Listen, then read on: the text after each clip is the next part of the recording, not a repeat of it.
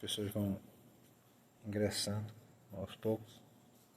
Então vejam só, eu vou ler o texto e eu vou falar sobre esse texto que está em Romanos, do capítulo 5, dos versículos 13 até o 16. Diz aqui: vós sois, no caso Jesus falando de nós, né? Nós que seguimos ele, somos o sal da terra. Ora, se o sal vier a ser insípido, como lhe restaurar o sabor? Para nada mais presta, senão para ser lançado fora e pisado pelos homens, ou seja, jogado em qualquer lugar, né? Vós sois a luz do mundo, não se pode esconder a cidade edificada sobre um monte. Não se acende uma candeia para colocá-la debaixo de um alqueire, mas no velador, e alumia a todos que se encontram na casa. Assim brilhe também a vossa luz diante dos homens, para que vejam as vossas boas obras e glorifiquem a vosso Pai que está nos céus. A gente vai falar um pouco sobre esse texto, tentar entender o que significa ser sal da terra e que tipo de comportamento nós temos que ter, que tipo de prática de vida temos que ter para ser sal da terra. Eu vou orar para a gente poder começar e você pode concordar comigo digitando seu amém no final. Senhor, estamos aqui todos juntos, reunidos, para pensarmos e refletirmos um pouco sobre esse texto que foi lido agora. Tentar entender por que Jesus disse isso e qual o objetivo dele, o que ele queria que nossas vidas refletissem, como ele queria, que estilo de vida ele queria que nós vivêssemos, como deveríamos nos comportar nos relacionando com as outras pessoas que não comungam da mesma fé. O que devemos fazer para ser testemunhas de Cristo e qual o propósito de tudo isso? Muito obrigado, Senhor, por estarmos todos aqui em paz. Eu que te peço em nome de Jesus, amém. Então vejam só, hoje a gente vive um mundo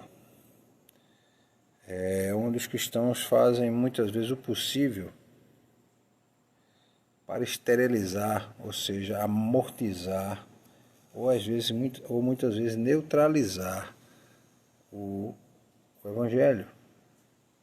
Por mais paradoxal que seja, né? Como cristão ele pode anular, esterilizar, diminuir, reduzir a influência do Evangelho no mundo. A gente vai ver um pouco sobre isso agora. Muitos desses cristãos, né, como que eles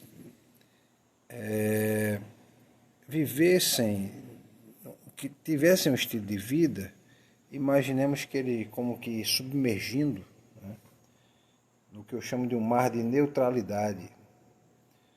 O que é esse mar de neutralidade? Onde ele tenta agradar a todos. E no final ele não vai agradar a ninguém. O mar da neutralidade, onde você é neutro em relação às posições que você defende. Você nem é a favor, nem é contra. E muitos cristãos estão agindo assim com relação ao Evangelho. Então, muitos princípios morais defendidos pelo Evangelho estão levando muitos cristãos a amortizarem esse efeito. E como eles fazem isso? Eles pegam o Evangelho e adequam a realidade do dia a dia das pessoas, né, da relação com o mundo. Né? Então, como você, por exemplo, sábado eu ouvi de um crente, eu falando a respeito da corrupção, ele dizendo que tem muitos crentes que são corruptos. Eu disse, mas a gente não pode querer justificar isso, porque todos nós somos pecadores. Ele disse que ninguém podia julgar ninguém, todos nós somos pecadores e isso é do ser humano. Em parte ele está certo, só que da forma que ele coloca dá a entender o seguinte: nós não devemos mudar a prática disso porque é do ser humano, a natureza do homem é caída, e porque se cometermos corrupção é culpa do pecado, por exemplo. E eu mostrei para ele que o cristão ele é chamado por Cristo para ele viver uma vida diferente, né? Viver uma vida diferente daquilo que o mundo apresenta, né? Nós vivemos num país corrupto, né? Onde há muita corrupção. Todo dia você vê notícias sobre corrupção. E de uns anos para cá aumentou muito a notícia sobre corrupção. A Polícia Federal dá bom dia praticamente todos os dias para algum corrupto no país. E o cristão, ele teoricamente não deveria receber esse bom dia da Polícia Federal, né? E nós temos cristãos aí, pastor preso por corrupção, membro de igreja preso por corrupção, líderes em algumas igrejas presos por corrupção, né? Políticos envolvidos com corrupção. Então, ele veio justificar de que ninguém pode dizer nada, ninguém pode condenar, porque todos nós somos pecadores, não deixamos de pecar. E eu fiz ver a ele que, na verdade, nós fomos chamados para ser sal da terra, né, e luz do mundo. Temos que viver uma vida diferente. Nós pagamos um preço por isso. Então,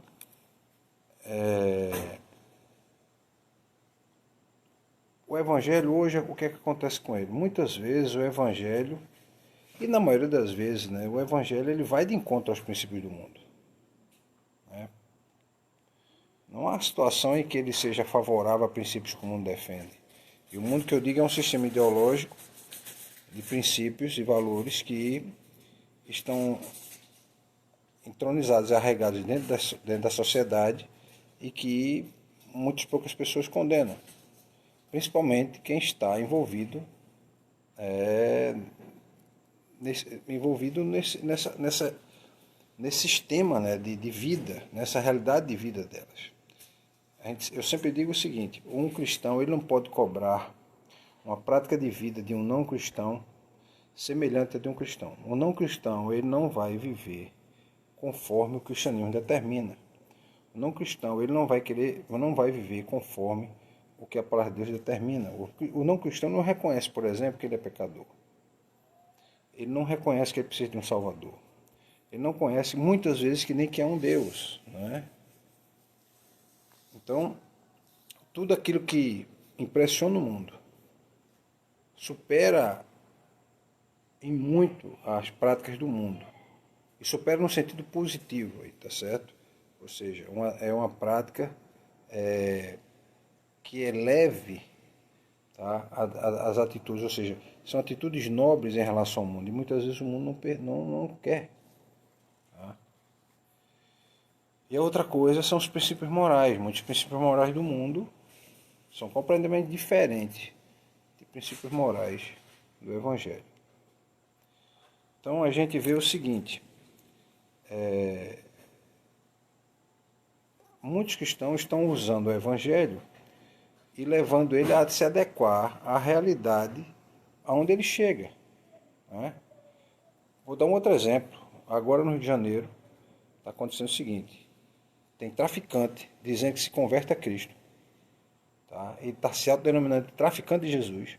Ele chega armado por exemplo, em terreiro de candomblé, em certas religiões que teoricamente na cabeça dele são contra o cristianismo, e ele quer fechar, né? Expulsa as pessoas daquela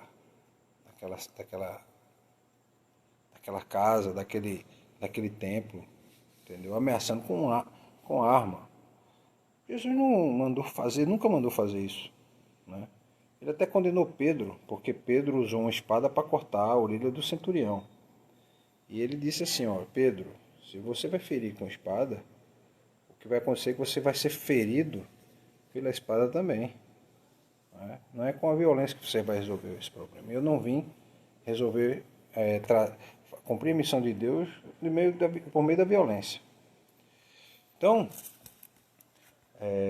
hoje em dia, o mundo, e aí eu coloco um sistema de ideias que está por trás, né, um espírito de uma época, né, uma forma de vida que as pessoas comumente levam e defendem, tá?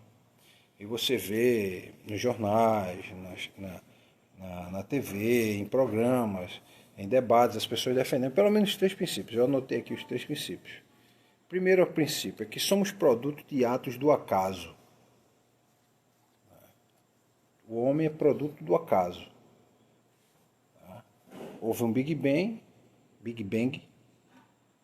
nessa explosão, um pequeno núcleo, né, de massa muito condensada, onde estava todo o universo, se expande e somos resultado da poeira das estrelas. E não temos nenhum propósito nessa vida. Se você perguntar ao existencialista qual é o propósito da vida, não tem nenhum. É viver a vida e acabou. Tá? Se você vai atrás de um epicureu, ele vai dizer que viver a vida é tentar gozar a vida. Ou seja, ter prazer na vida. Tá? O objetivo da vida, o propósito da vida é esse. Então esse pessoal está tudo enquadrado aqui nesse tipo de pensamento. A gente vai ver mais na frente que a Bíblia fala bem diferente disso. Segundo princípio é que se nós não respeitamos a natureza, que nós não respeitamos a natureza como deveríamos respeitar. Em parte eles têm razão, mas como é que o cristianismo aborda esse tema? Né? Ou seja, a Terra é o lar onde nós vivemos. Como é que nós temos que relacionar-se com o mundo? Tá? Terceiro ponto. Nós só poderemos salvar o mundo através da ecologia e da preservação. Então, por trás disso, muitas vezes está o panteísmo, né? O animismo. Então, dizem que, por exemplo, uma árvore é um deus, que você, muitas vezes, em cada árvore, em cada ato da natureza, né, ali é um Deus se manifestando. Então, se defende muitas vezes isso. O ponto de vista cristão do mundo, com relação ao mundo, é um pouco diferente. Enquanto que a visão, né, humanista diz que somos o produto de atos do acaso, o cristão diz que nós somos criação de Deus, feitos para governar o mundo e ter comunhão com Ele. Então é um pouco diferente, né, e bem divergente. Enquanto que nós somos fruto do acaso, no outro diz nós.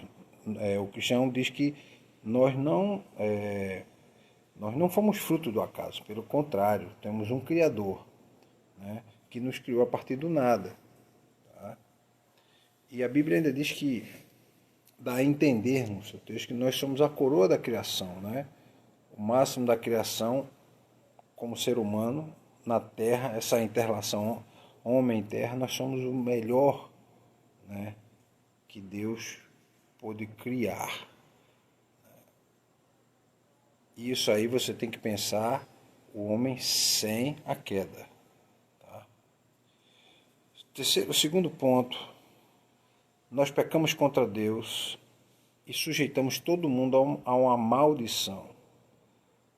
Então, Paulo diz que a natureza urge por uma restauração, que a natureza geme por conta da queda e culpa do homem. Né? Aí vem a queda do homem e criou esse problema, esse desequilíbrio ambiental, vamos dizer assim, esse desequilíbrio na relação do homem com a natureza.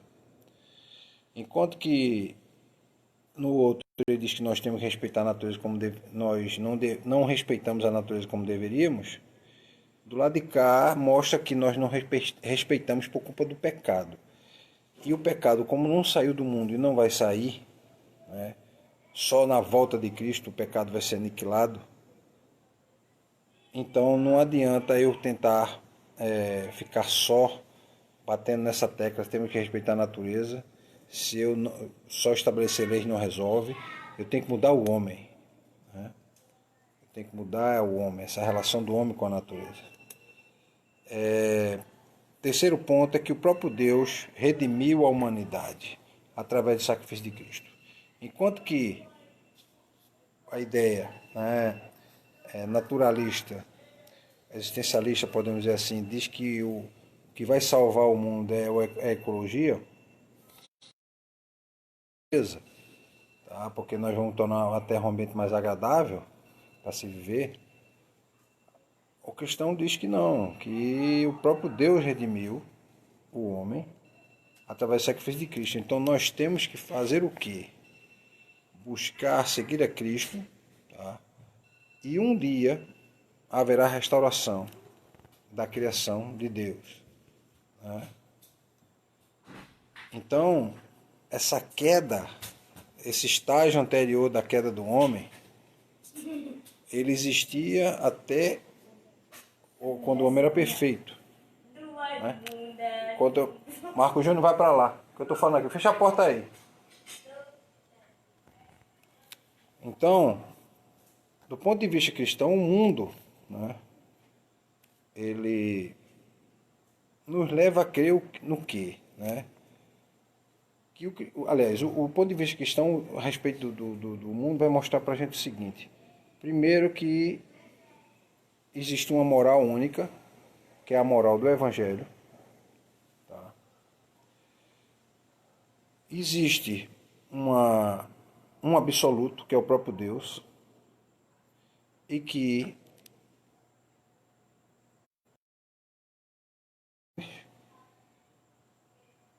a dignidade do homem só é possível trazer à existência essa dignidade dada ao homem pela redenção. Tá? Não há outra alternativa. Então, essas duas visões vão se chocar. A visão naturalista, existencialista e a visão cristã. Então, se na visão naturalista o homem precisa viver e entregar sua vida aos prazeres que a vida pode oferecer, o cristão pensa diferente. Né? Então, você vê que na criação eles se divergem. No relacionamento com o meio ambiente e com o próximo também se diverge. Né? E na redenção do homem também se divergem. Então, são divergências irreconciliáveis. Então, essas duas visões são conflitantes e por isso elas não conseguem viver juntas. Se elas não conseguem viver juntas, como o cristão pode querer fazer com que elas duas vivam juntas? Só havendo uma condição, ele amortizando os efeitos do Evangelho. Ele tentando minimizar o impacto que o Evangelho faz na vida das pessoas. Ele tentando reduzir esse efeito, ou seja, tentando moldar o Evangelho à realidade do mundo. Só assim é possível conviver. Ou seja, dá licença só um minuto, deixa eu fechar aqui a porta.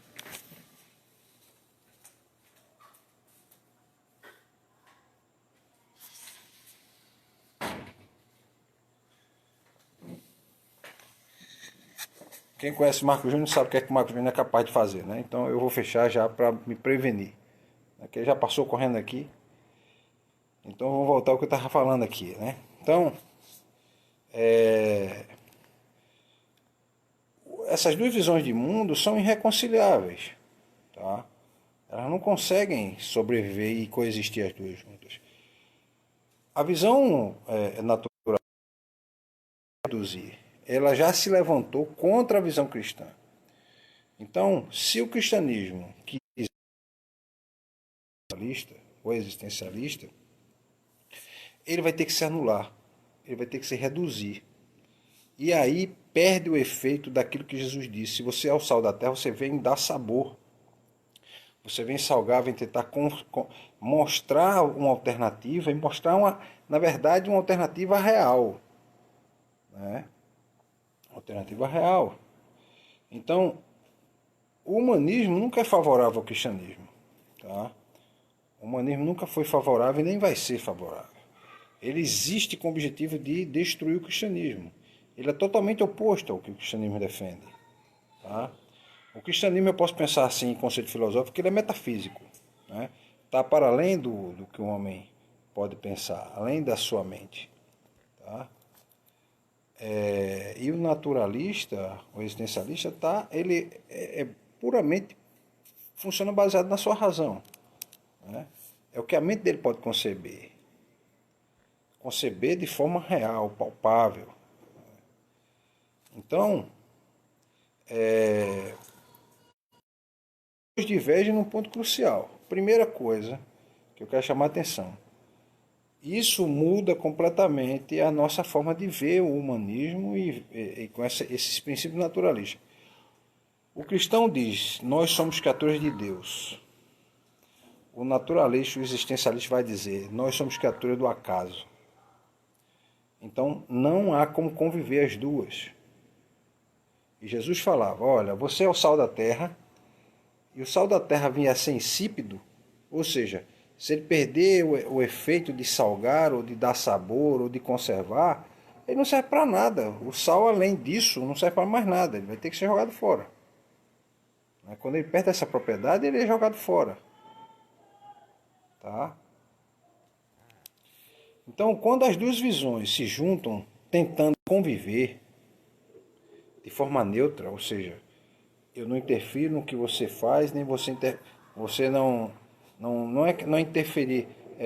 Você não questiona a minha forma de pensar e eu não vou questionar a sua forma de pensar. Tá? Vamos tentar coexistir de forma laica, vamos dizer assim. Coexistir de forma laica. Só que tem um detalhe, o Estado é laico, mas a sociedade não é laica não. Cada um tem sua religião. E digo mais, os existencialistas, tá? Como o próprio cristianismo tem dogmas. Por exemplo, o cristianismo diz que Jesus é o caminho, a verdade e a vida. O existencialista vai dizer que a verdade não é relativa, a verdade não é absoluta. Então há divergência nisso. Então, quem perde nessa tentativa de convivência neutra entre o evangelho e o mundo e os princípios existencialistas, naturalistas, é o evangelho. E isso acontece porque o cristão ele perdeu o sentido da sua missão. E a gente vai ler aqui daqui a pouco qual foi o sentido dado por Jesus. A missão do homem qual é? Então veja só. Primeira coisa, imagine o seguinte, imagine uma massa, né? Você pega trigo, você coloca água, você coloca ovos, você coloca margarina ou manteiga, e você quer que ele cresça. Ele cresce como? Só cresce se você colocar fermento. E o fermento ele é invisível na massa, você não vê o fermento. Você não sente nem o sabor dele na massa. Você vê o resultado, ele cresce, tá? Ele faz a massa crescer. O cristianismo é esse fermento que precisa fazer essa massa crescer. Se ele perde esse efeito de dar sabor, de fazer com que a massa cresça, então a fé cristã ela perdeu o sentido de existir. A fé cristã tornou-se o que eu posso dizer assim, apenas um princípio moral. Né? Respeitar o próximo, princípio moral, de respeito ao próximo. Todo mundo concorda com isso. Mas Jesus vai mais além do próximo. Né? Vai muito mais além do próximo.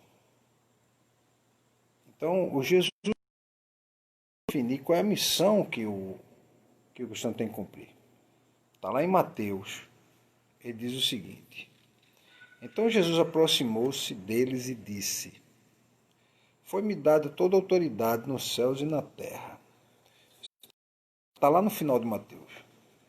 Foi-me dada toda a autoridade nos céus e na terra. Portanto, vão e façam discípulos de todas as nações, batizando em nome do Pai, do Filho e do Espírito Santo, ensinando-os a obedecer a tudo que eu a tudo que eu ordenei para vocês. E eu estarei sempre com vocês até o fim dos tempos. Então a missão está definida aqui. Fazer discípulos. E como é que nós fazemos discípulos? Convivendo com as pessoas, ensinando os princípios cristãos. Os princípios cristãos, você não vai se adequar àqueles princípios existencialistas, naturalistas, humanistas. Então, muitos cristãos perderam essa missão e perderam esse contato com o Deus vivo de Jesus. E por isso não cumprem essa missão. eles vivem um outro tipo de evangelho. E cristãos assim, eles esquecem que a vida cristã não é uma vida de doutrina, né? Olha, você não pode, não pode, não pode, não pode, e você pode, pode, se não pode, se pode, se não pode. A vida cristã não é isso. O direito é assim, você pode, você não pode. Você pode fazer e não pode não fazer. Você pode até se omitir, né, em certas situações. Mas o cristianismo não. O cristianismo, na verdade, é uma forma de agir. É um estilo de vida. Tá? É viver a encarnação do próprio Jesus no dia a dia. E quando esse brilho que Jesus tem não brilha mais na vida da gente, vai ser difícil a gente fazer diferente no mundo. Vai ser difícil. Se você não viver o Evangelho de Cristo, como Cristo pede para viver, você não consegue fazer diferença no mundo. Não tem diferença alguma entre o que você vive e as pessoas vivem aí fora. Se você chega no seu negócio, você engana as pessoas. Se você pede emprestado o dinheiro e não paga, por exemplo. Se você não cumpre com o que você, com sua palavra, se você trapaceia, você não está cumprindo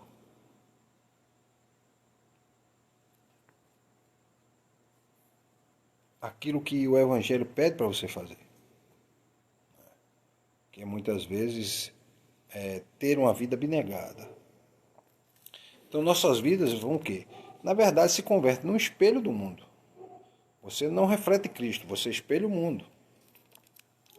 E os princípios que norteiam as vidas das pessoas, elas vão olhar para o cristão e ver que ele vive o mesmo estilo de vida que as pessoas vivem fora. Então por que eu vou seguir ele? Muitas vezes as igrejas não crescem porque as pessoas olham para as igrejas e veem lá dentro pessoas que vivem o mesmo estilo de vida aqui fora. Elas só mudam do estilo de vida delas quando vão no domingo à igreja, pela manhã ou pela noite. Mas durante a semana permanecem vivendo como se Deus não existisse. Então, agora a gente vai pensa o seguinte, né? O que é o mundo, então? Se ele está falando em refletir o mundo, o que é o mundo? Jesus disse que orou da seguinte forma: não peça que os tire do mundo, e sim que os guarde do mal. Ou seja, o mundo para Jesus é o nosso local de morada, onde passar a nossa vida aqui. Não tem outro lugar. Né? Por isso que ele diz que para não tirar desse mundo. Mas para a gente ser guardado do mal. Outra coisa, ele toma por base esse versículo e mostra que o mundo, é possível viver no mundo e não se contaminar com os princípios ensinados pelo mundo. Princípios que muitas vezes são deturpados. Eu sempre digo, olha, o mundo diz sim o tempo todo. Mas eu quero usar drogas, você pode. Eu quero assaltar, você pode. Eu quero usar uma arma ilegalmente, você pode. Eu quero me prostituir, você pode. Eu quero vender droga, você pode. Eu quero cometer estupro, você pode. O mundo sempre diz sim para qualquer tipo de crime que você queira cometer. Tá? É o tempo todo. O Evangelho diz que não. Você tem que mudar de vida, nem tudo é lícito, está tudo aí. Você pode fazer o que você quiser, mas nem tudo convém para o cristão. Por exemplo, não convém para o cristão enganar as pessoas. Nem comprar algo e não pagar. Não cumprir com seus deveres. Não convém ao cristão fazer isso. Então, como é impossível a gente sair do mundo, e só poderíamos sair se nós morrêssemos, então Deus mate a gente. Ele diz, olha, eu quero que livre eles do mal. Eu quero que eles vivam no mundo, interfiram no mundo, ajam dentro do mundo, tenham práticas diferentes da do mundo, mas livres do mal. Então, esse é a forma de nós exercermos o nosso papel de ser sal da terra, né? De agir de forma da terra, aquilo que os princípios do mundo, os princípios humanistas, naturalistas, existencialistas dizem que a gente tem que agir. Então, no mundo, e é nesse mundo que Deus vai usar o homem. Deus usa para que ele possa trazer salvação, trazer para a libertação, possa trazer a possibilidade de a pessoa tornar uma nova criatura. Aquele que roubava não rouba mais, quem matava não mata mais, quem assaltava não assalta mais, quem enganava não engana mais, quem adulterava não adultera mais, quem mentia não mente mais, não mente mais, quem ludibria os outros, passa a perna nos outros, não faz mais isso. Então, essa tarefa que tem que ser feita, não pode ser feita fora do mundo, tem que ser feita no mundo, né? Por isso que Jesus afirmou várias vezes que o mal está no mundo, o maligno está no mundo, o mal está no mundo, tem de bom ânimo, mas eu venci o mundo, né? E ele diz assim, que o diabo veio para roubar,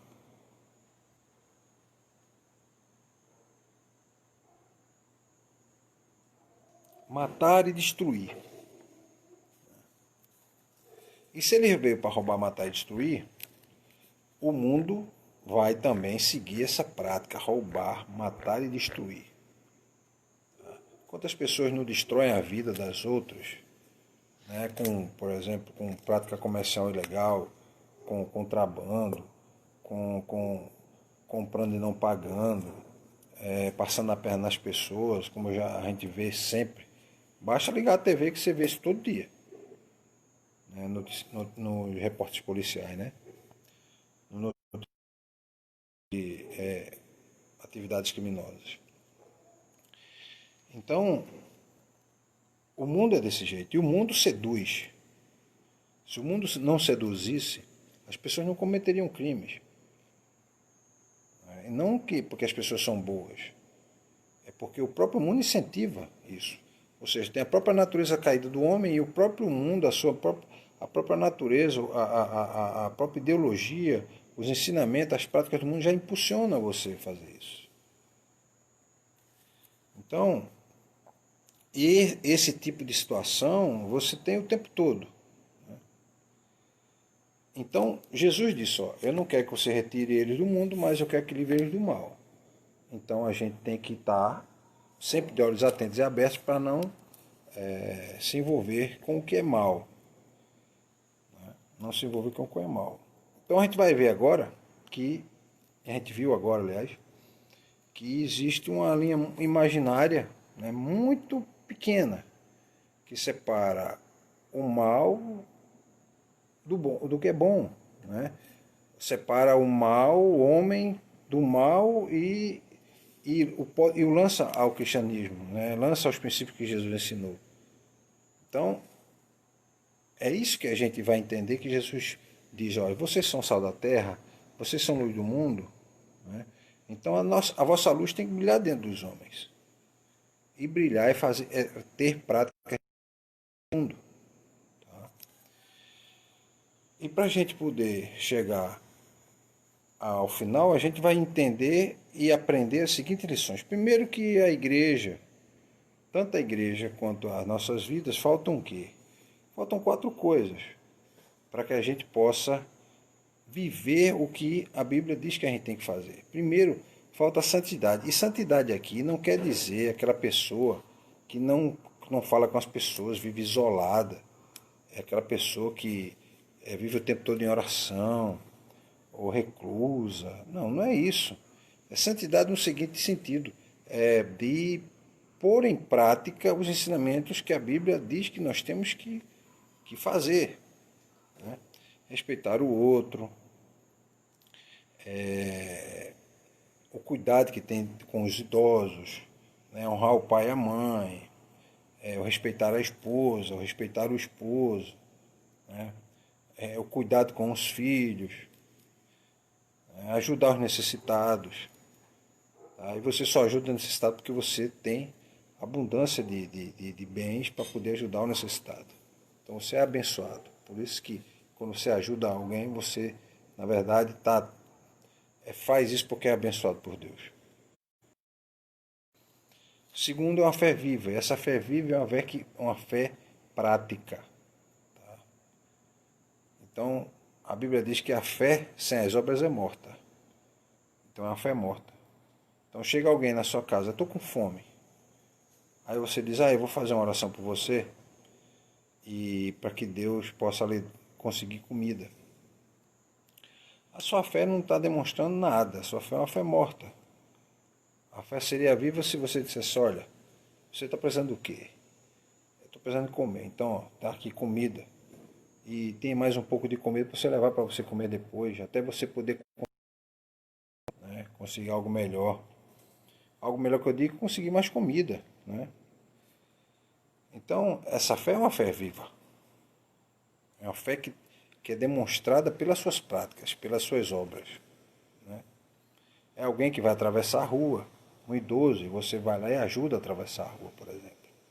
Isso aí é uma demonstração de uma fé viva. Tá? É você ceder o seu lugar para um idoso, por exemplo, ou uma grávida, se você está no ônibus, ou você está no metrô, está num trem. Isso é uma demonstração de fé viva. Né?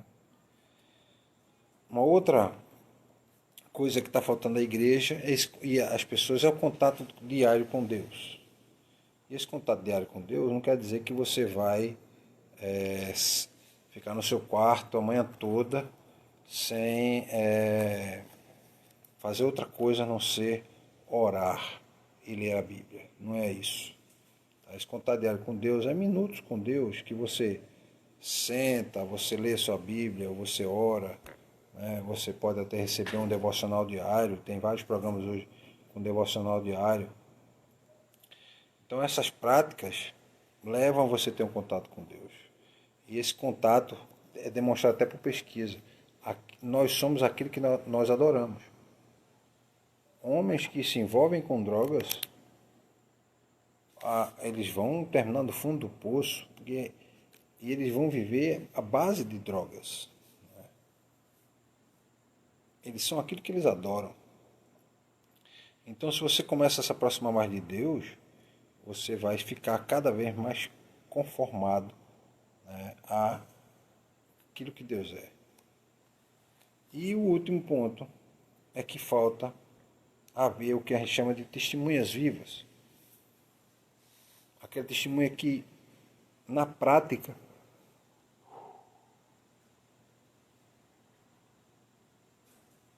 ela demonstra o Evangelho de Cristo. Aquilo que na prática ela demonstra o Evangelho de Cristo. Então, esses 4 pontos é a demonstração, né, e a conclusão daquilo que Cristo mandou que a gente fizesse. Nós somos sal da terra, nós temos que, ao invés de ser seduzidos pelo mundo, nós temos que influenciar o mundo. Nós temos que levar o mundo a ter outras práticas. É isso que Cristo quer. A gente tem que ter essa busca com Deus diariamente, ter uma vida de santidade, né? Num bom sentido, porque às vezes santidade está tão mal usado esse texto, esse termo, que às vezes dá a ideia de que quer ser melhor do que o outro, e não é. O homem mais santo ele vai entender que ele é o mais humilde de todos, porque ele tem consciência de quem ele é. Tá? Então, essa foi a reflexão de hoje à noite. Já tem 4 pessoas. Eu ainda fiquei aqui bocejando um pouco, peço até desculpa porque o sono vai chegando, né? E também outra coisa, esse negócio de fazer live, né? Você fica sentado olhando para a tela do celular, esse negócio dá sono. Diferente quando está no púlpito falando e vendo as pessoas, interagindo com as pessoas, né? E aqui você praticamente está olhando para uma tela, vendo o seu reflexo, né? Porque eu fico vendo o meu reflexo aqui, e vendo que tem alguém, né? Algumas pessoas mandam mensagens e a gente vai interagindo, né? Eu vou orar e vou, para encerrar, se alguém tiver algum pedido de oração, depois da minha oração a gente ora novamente, certo? Depois que eu terminar, eu vou publicar no Facebook e no Instagram da igreja, no meu Facebook, e depois eu vou colocar no grupo, né? Mais tarde. Eu baixo, boto no YouTube e jogo no grupo. Aí nosso próximo encontro vai ser domingo pela manhã e domingo à noite, né? Domingo à noite eu vou pregar na minha igreja. Eu não vou estar na outra igreja. Então provavelmente 7 horas, 7h10 eu já começo a pregar. Aí domingo, 10 horas da manhã. Tá? Então vamos orar para a gente poder encerrar. Tá? Já pediram aqui, ó. Oração por Diângela, que está passando por um momento de aprovação pela vida de Lucas, que nasceu de 7 meses. Está na incubadora. Oração pelos irmãos batistas doentes desempregados. Oração pelo meu filho, porque está na UTI só para ganhar peso. Tá certo, Deus. Vamos orar. Então eu vou orar primeiro por esse pedido e depois eu oro para encerrar, tá certo? Senhor Deus, o Senhor que sabe de todas as coisas, conhece o íntimo de cada um, sabe da nossa necessidade. A palavra de Deus diz lá no Salmo: tu nos gerasse antes, aliás, nós éramos uma massa informe e tu já nos conhecias, Senhor. Esteja cuidando dessas crianças que estão em dificuldade, porque nasceram prematuramente, e dê saúde a elas, Senhor. Elas possam se alimentar corretamente e possam ganhar peso. Dê saúde também às mães. Traga calma para que elas possam compreender esse chamado. E entendam, Senhor, que tudo na vida Deus tem um propósito. Tudo Deus tem seu propósito. A gente não entende muitas vezes e nem vai compreender agora, só vai entender depois. É isso que eu te peço em nome de Jesus, amém.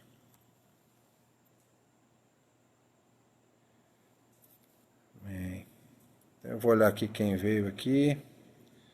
Lindinalva, temos Driele, Gisele, Eli, Kathleen e Michele Maria. Tá? No Facebook minha mãe entrou, tem Dodi, tinha Dodi, Ivan Nascimento, Nalva e França Neto. Tá? Um abraço a todos vocês. Eu vou dar a bênção e a gente encerra, tá? Por hoje e até domingo. Né? Qualquer coisa, mandam uma mensagem pelos comentários no Facebook, no Instagram, que eu respondo depois, tá certo? Que o amor de Deus, nosso Pai, que a graça do nosso Senhor e Salvador Jesus Cristo e que as consolações do Divino Espírito Santo estejam com todo o povo de Deus e especialmente, Senhor, aqueles irmãos e amigos e pessoas, né, homens e mulheres e crianças no Líbano, Senhor, por conta daquela explosão ontem, aquela catástrofe, que tanta gente já morreu e tanta gente está ferida. É tudo isso que eu te peço, Senhor, em nome de Jesus, amém. Amém.